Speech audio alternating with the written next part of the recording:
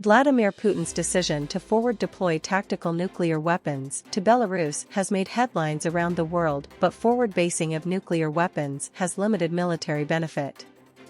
Intercontinental ballistic missiles have virtually unlimited range, so forward deploying nuclear weapons to Belarus territory is not driven by military necessity. Symbolically, it provides a nuclear shield for Belarus. However, the primary benefit is maintaining the omnipresent threat of nuclear confrontation at the forefront of Western leaders' minds, to deter continued Western military support for Ukraine. Although NATO described this latest threat as dangerous Russian rhetoric, the US response was more sanguine. They saw no indication that Putin was planning to deploy or employ nuclear weapons. So, this appears to be further sabre-rattling by Putin, but at what cost? In Aesop's tales, the boy who cried wolf gave numerous false alarms such that when he spoke the truth, he was not believed. What is Putin's next move? The concept of mutually assured destruction, while abhorrent, has deterred war between nuclear states. However, non-proliferation agreements, to avoid such weapons falling into the wrong hands, never envisaged that nuclear states might abuse their status to invade non-nuclear states. If Russia was to prevail with such a strategy, nations such as North Korea, China, and others would feel emboldened. Nuclear weapons would be the only guarantee of security, thus creating increased tensions between the haves and have-nots. Putin's invasion of Ukraine is not going well, and he will do anything to deter the West from providing potentially decisive military support. But, if a nuclear-armed bully prevails, global security is threatened. Ukraine's forthcoming spring offensive could threaten Russian-occupied Crimea, which has historical significance for Putin.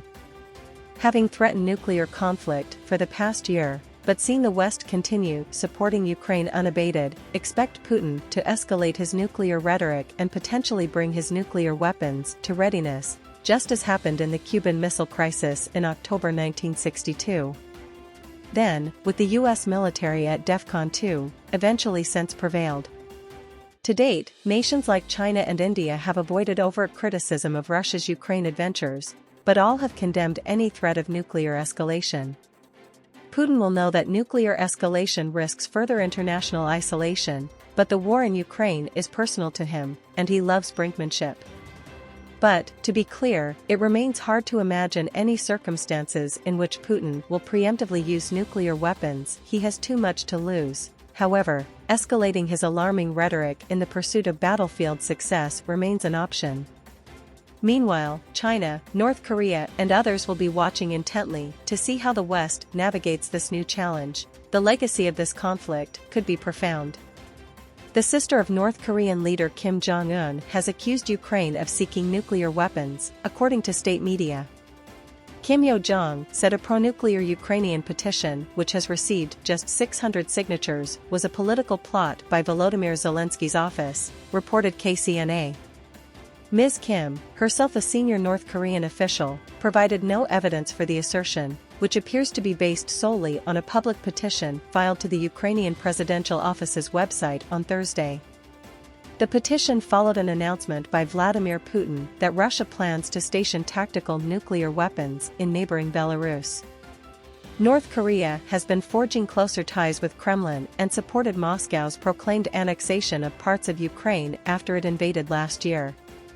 Russia's most senior soldier is likely pushing his luck with the Kremlin after squandering Russia's advantage in winter, according to British military intelligence.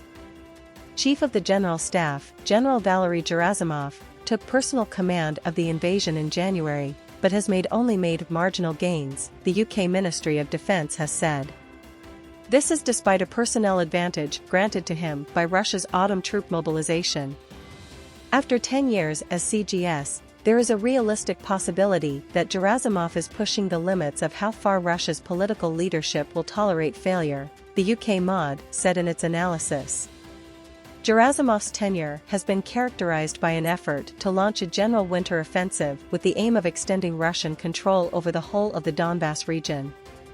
80 days on, it is increasingly apparent that this project has failed. The MOD pointed to the tens of thousands of Russian casualties lost across the Donbass front.